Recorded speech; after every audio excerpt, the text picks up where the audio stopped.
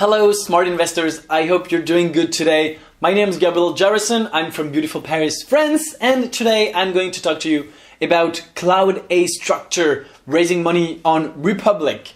Before we start, I'm here on my computer, I'm here on the website, I'm here with my investment criteria. But before we start, I'd like to invite you to hit the subscribe button below, just under me, below this video, to subscribe to my YouTube channel, to get all the new videos as soon as I publish them, and to join the community of the smart investors. Let's go!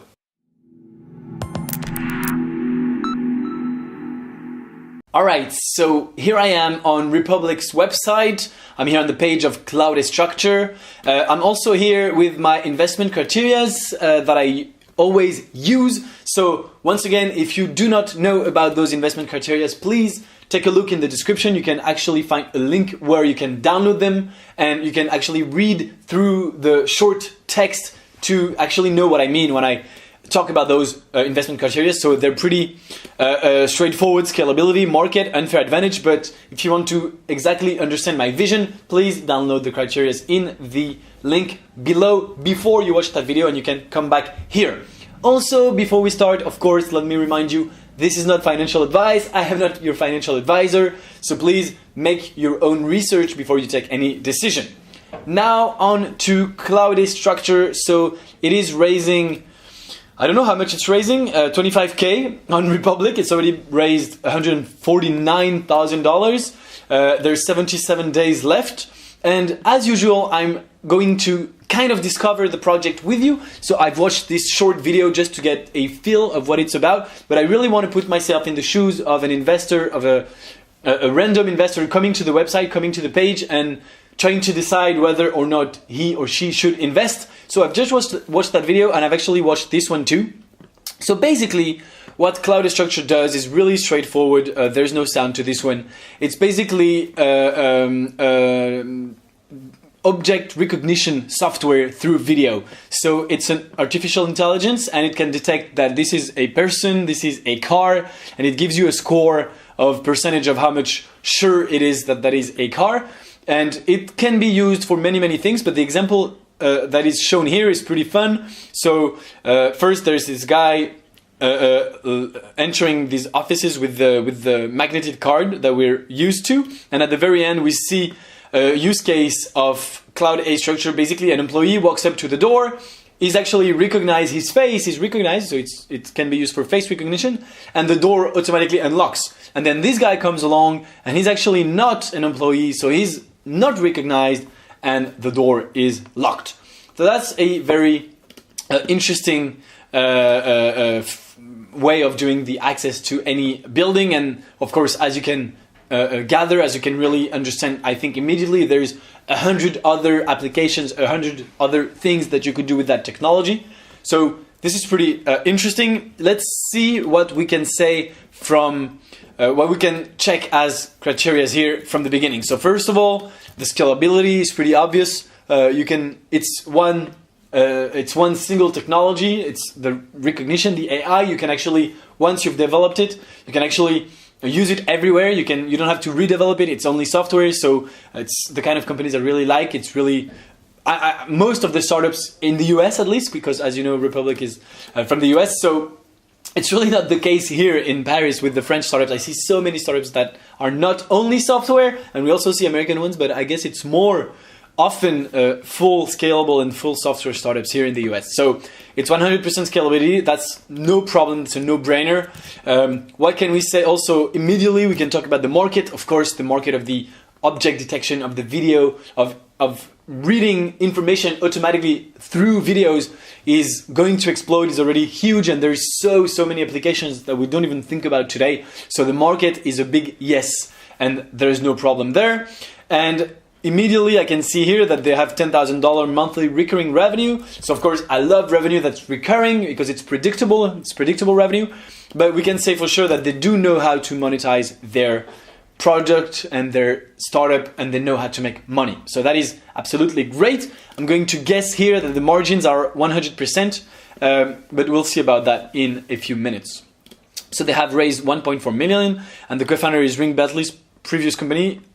So the founder is Ring Bentley, and his previous company was acquired by Uber in 2015.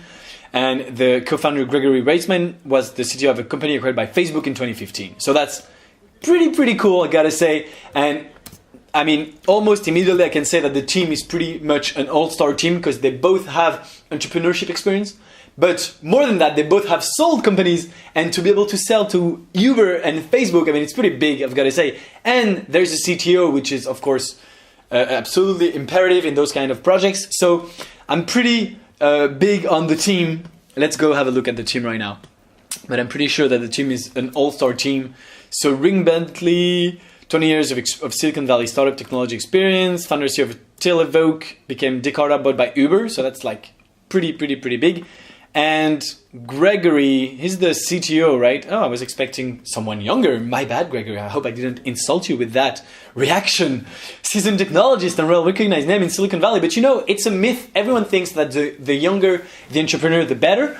Everyone thinks about Zuckerberg being 23, becoming a billionaire, blah, blah. But actually, it's been proven that the older the entrepreneur gets, the more chances of success he or she has. So I'm actually not that surprised that those guys he's probably not in his 20s anymore, and that's no big deal, but he actually was able to sell his company to Facebook, The Find, and that's more than many people can say, young or less young. So congratulations, Gregory. So I'm gonna give you guys an all-star team, an all-star rating. It's really something that would make me want to invest in Cloudastructure. All right. So what do we have? Let's try to talk about the money. So they make money with selling a license to their own technology. That's pretty basic. I'm guessing it's 100% margin. So there's a lot of AI, a lot of enterprise. It's really B2B structure. Security is a 200+ billion industry, of course. There's cameras, doors, and there's artificial intelligence. The business model. We found that we can compete with the incumbent by pricing by the door and camera per year. So it's a pricing per door and per camera. Makes sense. We make more recurring revenue than we do while still providing a lower total cost of ownership to our customers. However, we believe our higher level AI features will allow us to achieve security guard level pricing, which is much higher than what we charge now. We intend to benefit from this price elasticity. So it basically says that actually the price of a camera or a secure door is around 250 or 100 per year, but they could actually, with artificial intelligence, price it higher because it's so much better at around $1,000 a year. Makes sense. The cluster hardware utilizes state-of-the-art technologies at a very competitive price that beats the industry standard and comes with zero maintenance or replacement cost with a lifetime warranty. Cluster solutions centralizes the management of access control with video monitoring and allows customers to scale geographically to multiple locations. So apparently they do have hardware, and that's kind of where does it say that? The cluster hardware here. So that's kind of I'm kind of surprised and disappointed. That's not red. All right, let's do it again. Yay! There's hardware here. I'm kind of surprised, I gotta say. So traction. $10,000 in monthly recurring revenue. We have a low churn rate at less than 5% and getting many new customers thanks to referral. So traction is going to be a big yes here. All right. With this traction, I'm sure they're able to give us a very high valuation, 7 million valuation cap with a 20% discount on a crowd safe. So, you know, I'd say it's not... Okay, so whenever I discuss valuation here on that channel, I also do these kind of videos in French on another YouTube channel, and it's usually with French startups. And as you know, the valuation here in France are kind of lower than in the US and in the Silicon Valley. I would say that a 7 million valuation cap for a startup with that much technology, proprietary technology, and already some customers, I would say it's not that bad. It's better than I've seen. I'm getting used to it more and more the more of these videos that I do. I'm kind of getting used to those valuations. I've seen much worse, let's say. And there's the 20% discount too, and it's a save. So I mean, if they're raised at a lower valuation, I mean, we can always have a lower valuation of the next round. So yeah, no, I'd say it's a pretty good valuation. So it's looking pretty good for now. Let's talk about the unfair advantage. I wanted to come back to the margins. Oh yeah, and I want to check about the hardware. So let's see in the comments if someone talks about hardware. Let me try hardware. 1, 2, 3. We depend on third-party providers to supply some of the hardware. So yeah, that's what I thought. So basically, they actually they sell the hardware, but it's from a vendor, so they don't actually produce it. They don't probably maintain it. Some of which doesn't have a long operating history, or which may not be able to continue to supply the equipment. So that's kind of a problem. But some of our hardware, software, and operational support vendors represent our sole source of supply, either through contractors or as a result of intellectual property rights, a position of some exclusivity. If demand exceeds this vendor's capacity, or if this vendor experiences operating or financial difficulties, or otherwise unable to provide, we need, in a timely manner, at our specification and reasonable price, our ability to provide some services might be materially, adversely affected, or the need to procure or develop. So that's kind of a risk, I guess. That's in the risk section, all right? So they depend on someone else for the hardware. I'm not really worried about that point. It's actually a good news that they don't develop the hardware themselves, because it brings back all the scalability that I talked about before. So it's mostly a good news, and I expect them to be to prevent those kinds of things from happening, and to actually be proactive and to find some other suppliers that could be able to replace in case of a problem. These events could materially and adversely affect our ability to retain and attract customers and have a material negative impact on our operation. So I'm pretty sure, and it's listed here under risk, so I'm pretty sure they're going to have someone working to kind of prevent that from happening. So that's not a big thing for me. Let's see if someone talked about I'm going through. What do you feel is your unfair advantage? So that's kind of the last thing I wanted to see. I'm pretty sure there's IP. I guess there is. We understand cloud and IoT. The incumbent mostly only on Windows app. On top of that, we have AI ML capabilities. So apparently there's no proprietary technology. I'm kind of surprised by that. But they say their unfair advantage is the fact that they understand cloud and IT. Yeah, that's kind of okay. That's kind of light, I guess. But what's the status of the patent portfolio of the company? We've had a lot of activity on this page, so stuff is hard to find. Here's my precious instant patent. I'm copying and paste for consuming because I'm lazy.